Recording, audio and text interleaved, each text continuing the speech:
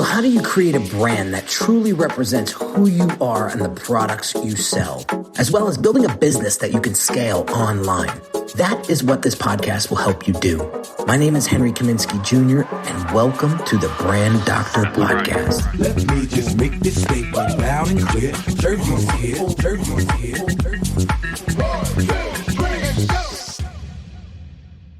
What's shaking, everybody? Welcome to another Brand Doctor Podcast episode. Today, we're going to be talking about this question right here. How personable is your brand coming across online these days? So I have my favorite branding colleague of all time, Always Q, in the house. What's going on, my dude? What's up, Henry? What's up, everyone? Dude, we're going to break it down today and talk about how personable your brand should or could be online to help you generate the right clients, the right people into your funnel, into your business, so that you enjoy working with the clients that you're serving. How many of us have brought on clients that once we brought them on board, we realized, oh, damn, we should have qualified them a little bit better. We should have, we could have, I would have, and now it's not a fun experience, right?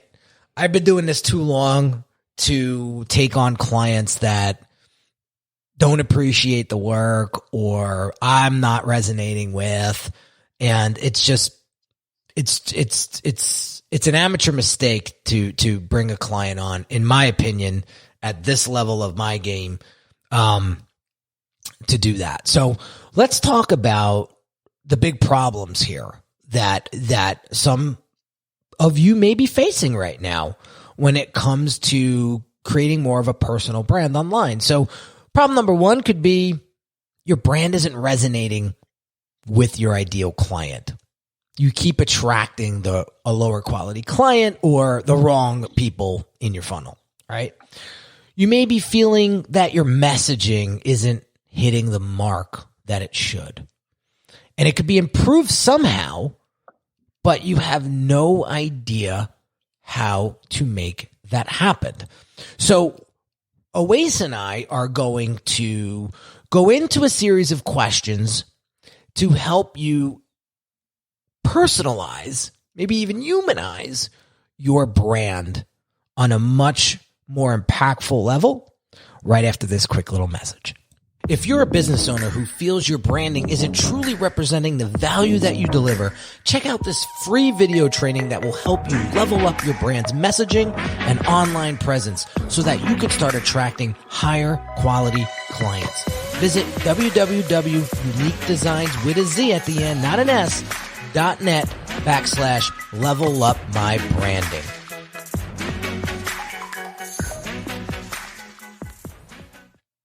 All right, guys. So before we get into this, for all of our live listeners, if you want to participate in this conversation, please drop some comments in the comments, ask some questions.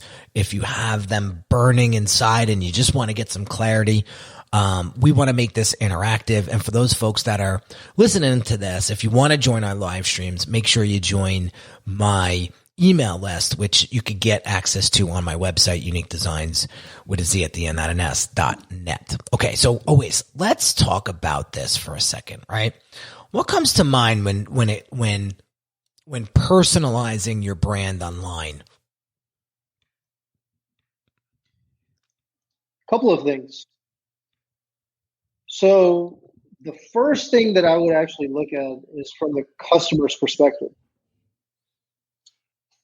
Okay. And that's what, so when you're personalizing someone's brand, we're personalizing it according to the people that buy from them, right? Rather than personalizing it around their company, which is great. Yes, you're personalizing it based off of whatever that makes their company unique. However, you really got to go out to their customers and see exactly what challenges their customers are facing and how the business is uniquely positioned to resolve those challenges. Yeah, exactly. That's a great point. So I'm gonna I'm going to challenge the audience today with some questions. Okay. And so the first question that I ask is, if you were to describe your brand to someone right now, how would you describe it? And I got some options for you. Option one is you've defined your ideal client. You know their interests, you know their pain points, their likes, their dislikes, and why they would buy from you. B, you're still doing some research. You're not quite dialed in on who that ideal client is. Or C, you haven't even thought about defining your ideal client and not sure who the hell they even are in the first place. So let's think about that before we move on, because if we don't know, to your point, Oase, who our ideal client is, how could we personalize the brand to them? Exactly. Again, it all starts there. Exactly. So question number 2, okay? Your brand's showing up on social media platforms. How?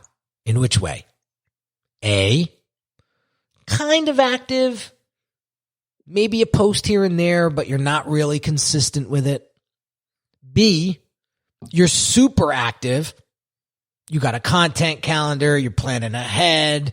It's like gospel that you're posting consistently. Or you're not even existent on social media and people can't even find you there. So which one, what bucket do you fall into?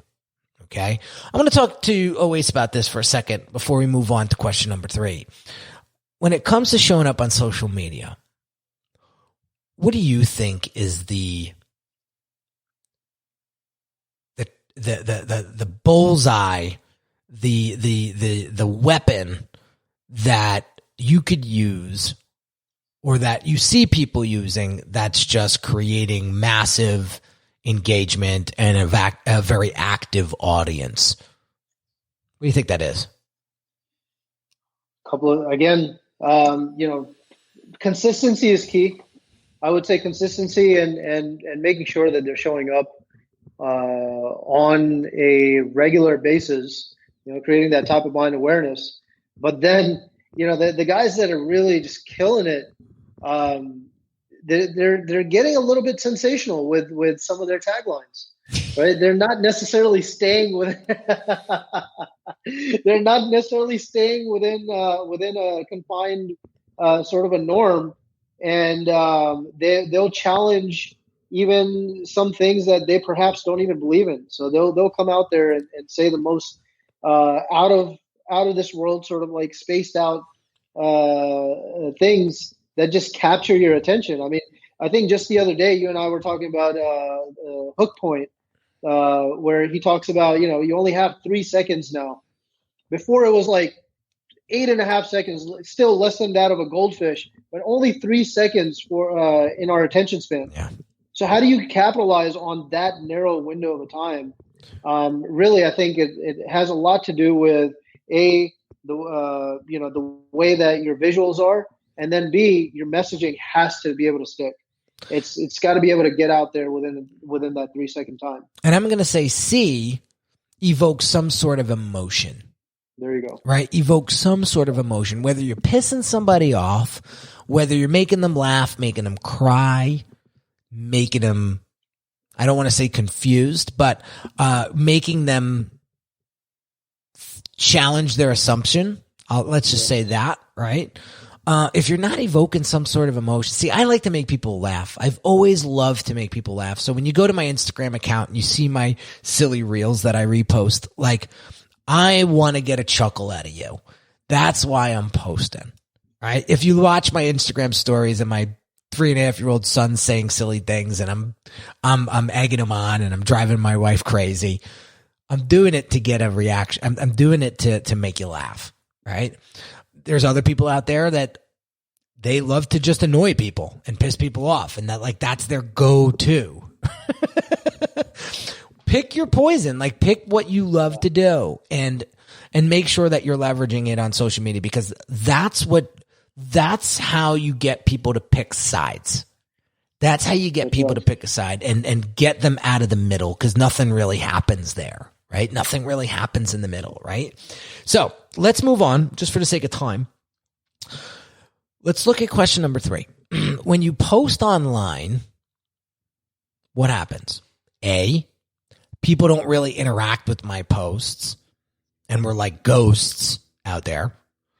B, some comment, some like, but we could definitely improve upon it, and we would want more of that. C, we get a massively engaged audience. People are sharing, liking, saving all day long. Or D, we don't post at all. We don't post at all. Okay? So when you look at those, which one do you fall into? What category do you fall into the most? A, B, C, or D? Okay? So for me, I would say we could always be improving our engagement, but I would say over the past couple months, we have been getting some massively engaged posts out there and have been really attracting a nice qualified audience on our platforms. So I'm sort of in the middle there. But how you do that is by personalizing your brand, by sharing the good, the bad, the ugly, and not being afraid of that, not being afraid of judge. I got a good story for you, Awais. You'll get a kick out of this in a second. But what are your thoughts when it comes to posting online? And where would you fall in those categories? I'm going to be like this sometime. I'm still catching up to speed with you, man.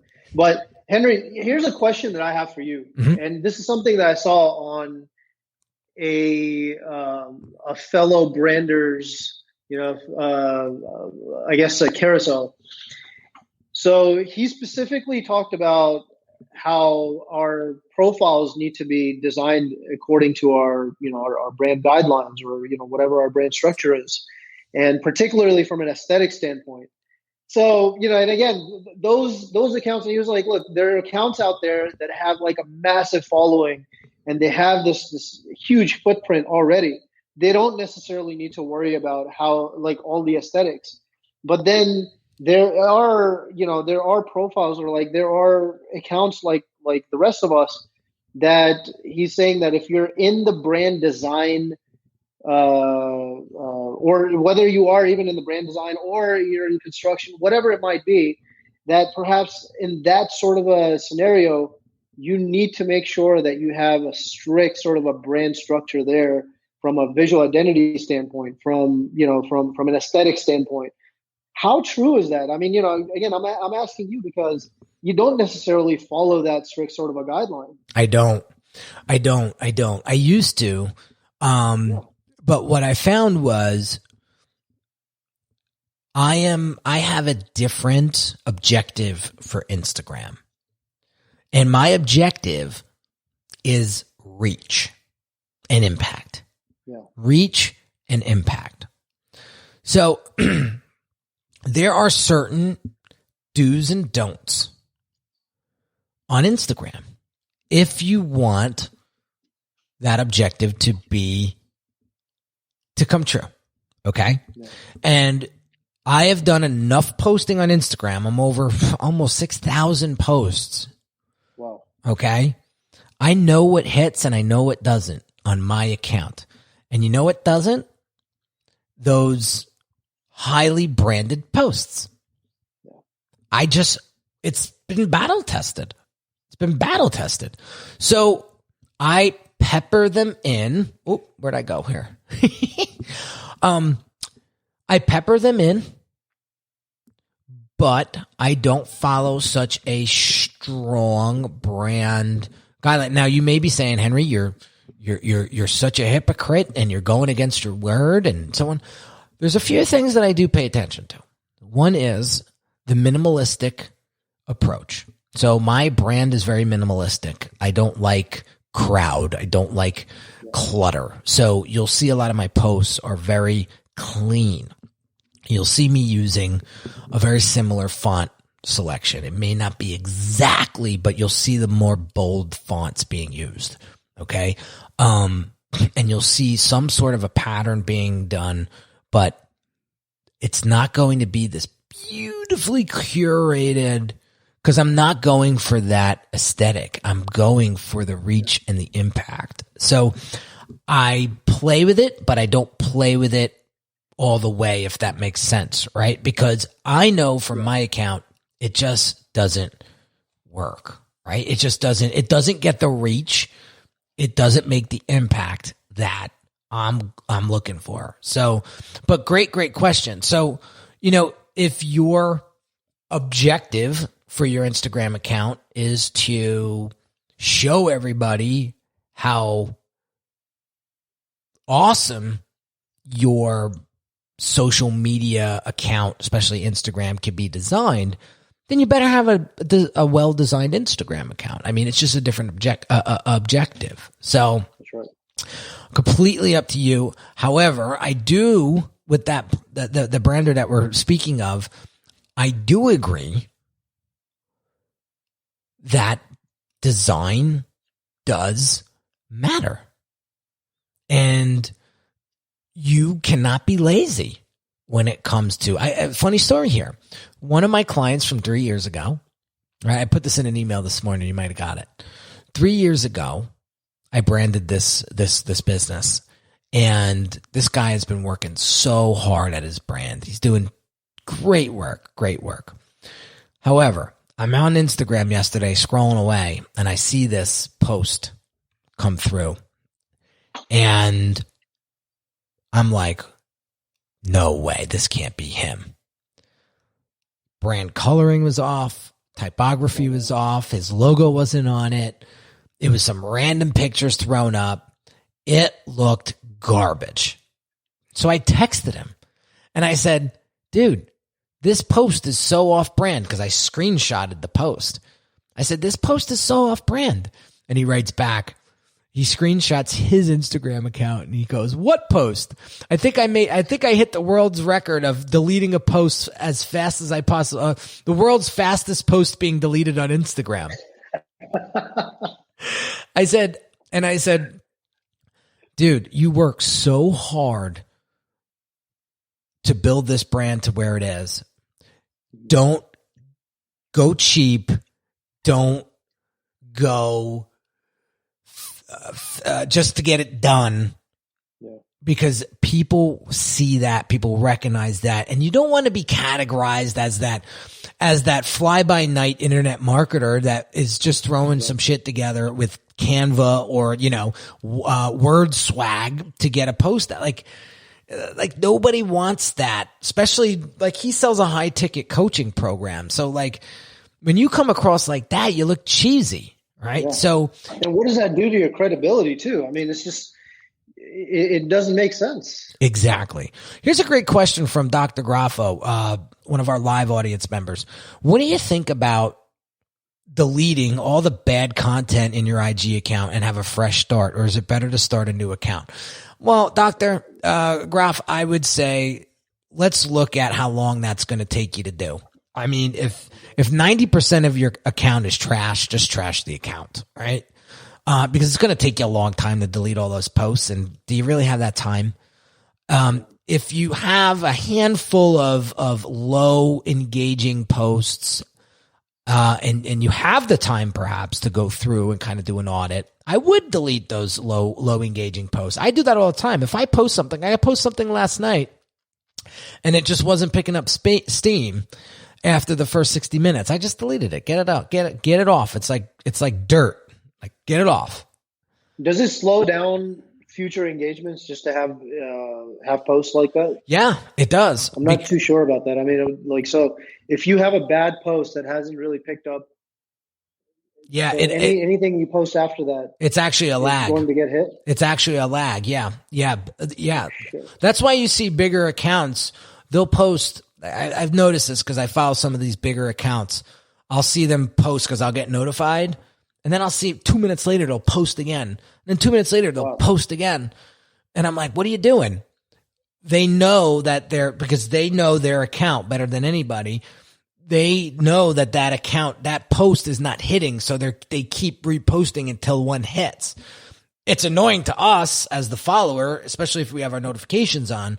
Yeah. But they don't care because what matters most to them is that reach, that impact. Yeah. Right. So that would be my recommendation, Doc.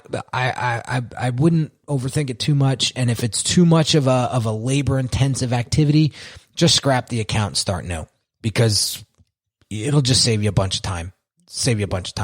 Let's get back into this. Go ahead. So, I don't want to skip too far ahead, but if you're considering changing or deleting a lot of that content, you got to ask yourself why. You got to ask, what's happening there? What's the core issue that's causing you to completely scrap that content or even scrap that profile?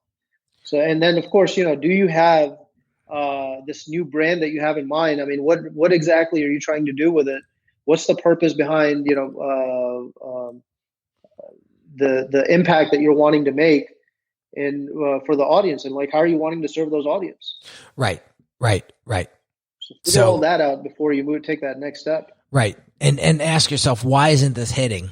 Why is it just like you said, why isn't this post resonating? Right. And then there'll be some great insight there. Okay. So let's get back to this questioning here. So again, the question is, how personable is your brand online? So I'm trying to give you sort of a little self-assessment here, if you will. We'll talk about assessments after in a little bit. But when you promote your product or service online, what happens? A, your sales fluctuate. Sometimes it works. B, you get 0 sales and you feel like it's a complete waste of time. C, you don't do any online promotions and it's just more brand awareness content.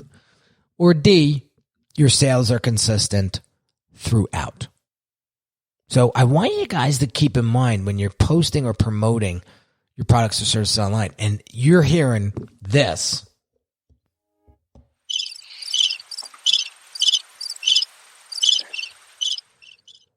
There might be something wrong. There might be something wrong. So before you post again and try to get a different result with the same energy, with the same action, you need to start asking yourself, why isn't this hitting? Why aren't people buying? Right? Is this something that people even want? Right? I noticed that. Anything you want to talk to about that, Oase, before we move on to the next question? No, I think you covered that one pretty well. Okay. Next question. When someone browses through your social media accounts, so say Oase and I take a peek at your social media accounts, what kind of posts will we see? A, posts with links to funnels, links to your site, with no intro, no pics, no description. It's just, here, go buy this. Yeah. B, posts about your products or services online. C, a mix of humor, educational posts that are linking back to your site or funnel. D, just random shit, right? Or E, you guys don't even post at all and we're not going to find anything. Where do you fall in those categories? Where do you fall? A, B, C, or D? Or E? Right? If it's E, you don't post at all, then you're not being personable. And why would anybody want to buy from you when they'll find another brand that is personable, that they can connect with? And anyone with the highest online presence is actually going to win more business. It's just a higher likelihood for them to be able to attract the right business that they want. I will challenge that. I'll challenge that and say that you don't have to have 150,000 followers like me to generate sales. I think what you need to do, and I think Oase, you would agree with this, is you need to have relevant content that evokes an emotion, that is well-rounded, that could really help somebody identify who you are, what you do, why you do it, and how it's going to change their life. Agreed. So now here's a question for you, Henry. Let's take all of those components and only post once a week versus the brand doctor that does 3-4 times, that posts like 3-4 times a day. Who's likely to win more business? Me.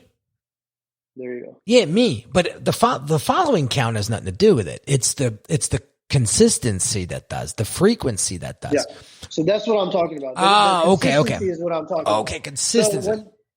So I took it as like you have to have a big following to make big sales. So when I say having a large footprint, my definition of having a large footprint isn't necessarily just the followers, but the consistency in the amount that you post. I agree. If you're, and that's when they talk about like the omnipresence aspect of it. If you're on all these, multi-platforms, you're on TikTok, you're on Instagram, you're on Facebook, you're on YouTube, you're on LinkedIn, well, and you're posting on a daily basis, then, there's a higher likelihood that you're going to show up when I'm searching for, a brand specialist, a brand design specialist. More than likely, I'm going to find you amongst probably 3-4 other guys that are doing this constantly. Well, that's the key. And that's why I'm so consistent with it because, well, one, I absolutely love this shit. I love video. I love podcasting. I love Instagram, and I could do it all damn day. Right. And I do, really. I do. I was just on an Instagram live this morning for 45 minutes. I just really, really enjoy it. And here's the thing. I think my audience realizes that. And I think I could be making this up. I'm totally making this up. But I think that's why they hire me, because I absolutely adore what I do.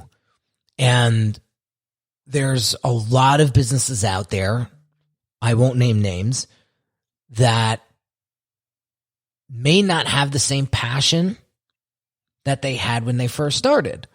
And so if you're going to hire somebody, who are you going to hire? You're going to hire somebody who's like, and meh about what it is that you want done? Or do you want to hire somebody that's so passionate about it that they're going to treat your job as if it was their business, their personal property, right? I'm going with that guy all day long. I hire people based on their passion and obviously how they align with my values, of course. But, I went through a bunch of landscapers over the past 6 years being in this new home, well, being in this house.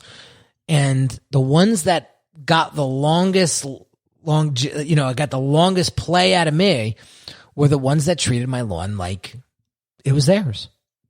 And you could tell, the ones that are cutting corners, and I don't want to hire those types of people.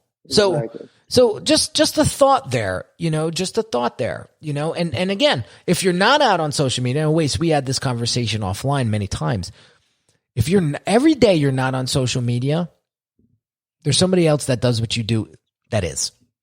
And that's always a reminder for me, and I have a purpose. I have a mission. I want to help folks that have similar businesses, not only just to me, but maybe similar size businesses or people that are really passionate about making an impact in people's lives. I want to help those types of businesses. So if I'm not out there doing that, then I'm not doing my job. I'm not doing what I'm put here on this planet to do. And that's something that rubs, that's that voice in the back of my head that says, get up, Henry, and go. Right? So we got one more question here. Okay. One more question to help you determine how personable your brand is online. Okay. So at this moment of time, you'd like to see what with your online presence? A, monitor what people are saying about your brand and keep a nice pulse on that. B, have more interaction with your posts in order to create more brand awareness. C, increase your revenues. D, paying more attention to what your competitors are doing to win over their clients, or E, all of the above? Where do you fall under what option? Okay. So here's the thing with social media, guys, and putting your brand out there and putting yourself out there. You're going to get to the point where it's going to get really comfortable. I fall into this a lot because it's very easy for me to go live and talk for 30 minutes, and I may be off topic. I may be off brand. I may be off message, and I won't even know because I'm so passionate about doing this. It comes so easy to me. Yeah. Right? That could be your biggest downfall. And it's happened to me a couple of times in the past where I get on and I do a dozen live streams, a dozen podcasts, and they're all off topic. Right? And then I realize, oh shit, I got to go back and I got to recalibrate and get back on the rails. So it's easy to get comfortable when things are going well. But what's going to help you is to, one, enjoy that time. Don't get me wrong. You got to enjoy that time. But B, look for the opportunities and optimizations that could help you.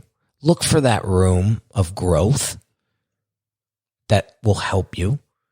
Because that's how we grow. That's how we build brand. That's how we get better. So here's my question to you guys. It's at the time of this recording, it is May 4th, 2021. We're 5 months into the new year. How have you bettered your brand to this point? What have you gotten better at? What have you implemented to help your clients? What have you implemented to help your brand? What have you implemented or learned to help yourself? If the answer is not much or nothing, I challenge you to put down whatever you're doing and get to work. And that may be hiring somebody. That may be diving into the books. That may be doing more collaborations, doing more networking, doing more whatever.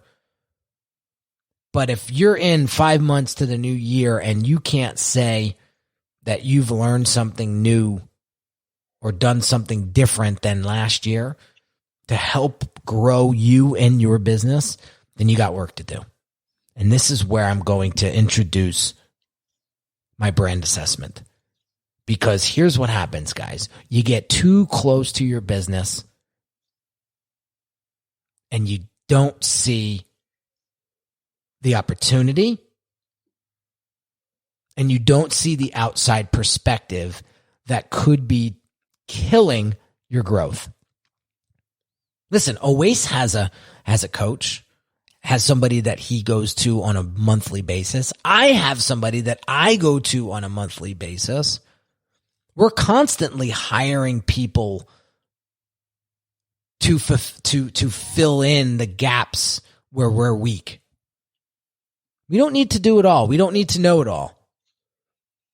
Be aware of those weaknesses, recognize them, and understand that if you're not able to overcome those, you're going to stay stagnant. You're going to stay stuck. And people ask me all the time, like, what's the one thing that you would go back in your career 14 years and change? And I said, getting help faster, getting help sooner.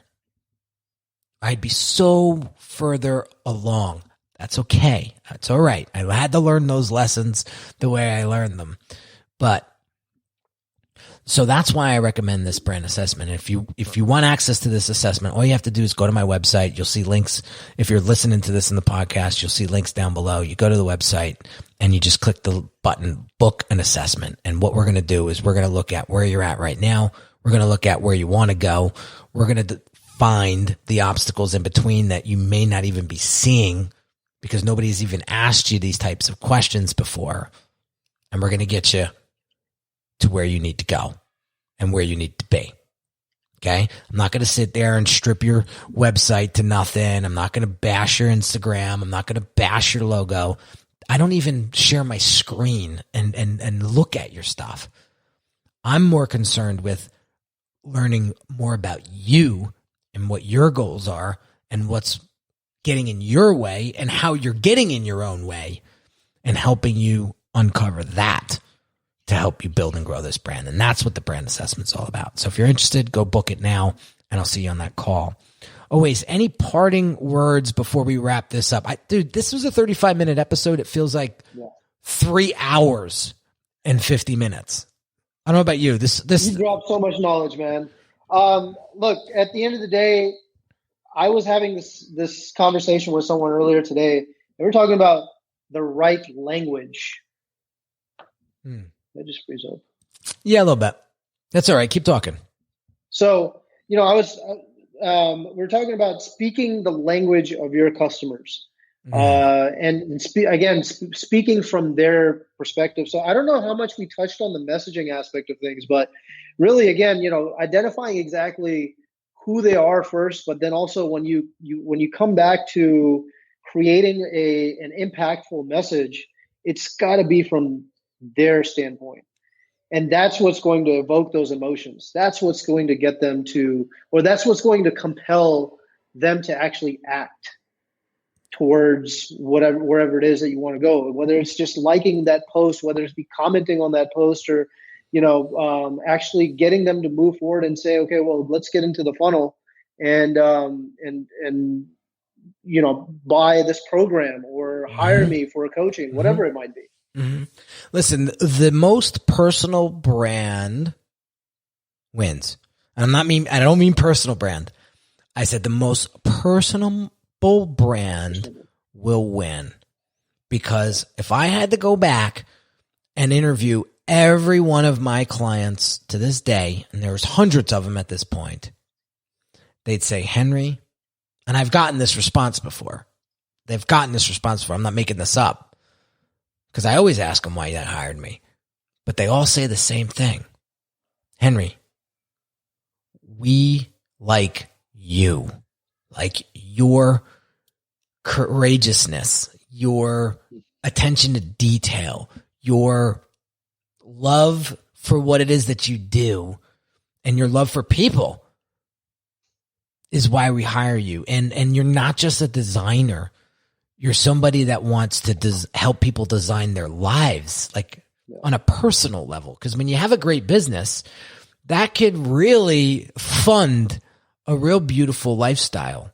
Absolutely. And that's my game. I'm here on borrowed time. I've had a hell of a life thus far, and I've been so blessed. And I think we all deserve that, and we all could achieve that if we choose to. So we have to make that choice. And I'm here to help guide you to make that right choice. Because there's so much distraction out there, and it's so easy these days to make the wrong choice. So why not get the right help to make the right choice? So, and they see that through my consistency. They see it through. So, all right, enough about me. I sound like I'm fucking, you know what I mean? So let's just wrap this up because I'm rambling at this point. But you guys are amazing. Thank you so much for joining. Dr. Graffo, thanks for joining us live.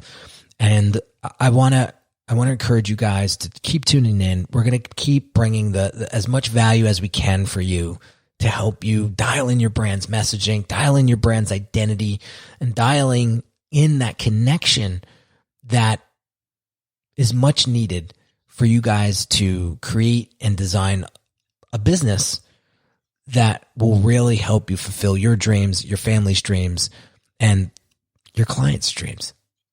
So have an amazing day, guys, and we'll catch you on the next episode real soon. Take care. Hey everyone, this is Henry Kaminski Jr. again, and really quick, I want to invite you to a one-on-one consult with me right now if you're looking for the clarity and focus you need to build your brand. Over the past 13 years, I've served hundreds of entrepreneurs that have great products but struggled tremendously with articulating its value to their ideal customers. You didn't get into business to just change a few lives, did you? Your ideal clients need you. And when your brand has precision-crafted messaging coupled with beautifully thoughtful design that sounds, looks, and feels like you, they'll know you're the perfect match for them. If this is something you're struggling with, what I want you to do right now is pause this audio and go visit www.uniquedesigns with a Z at the end, not an S, .net, and book your one-on-one consult call with me.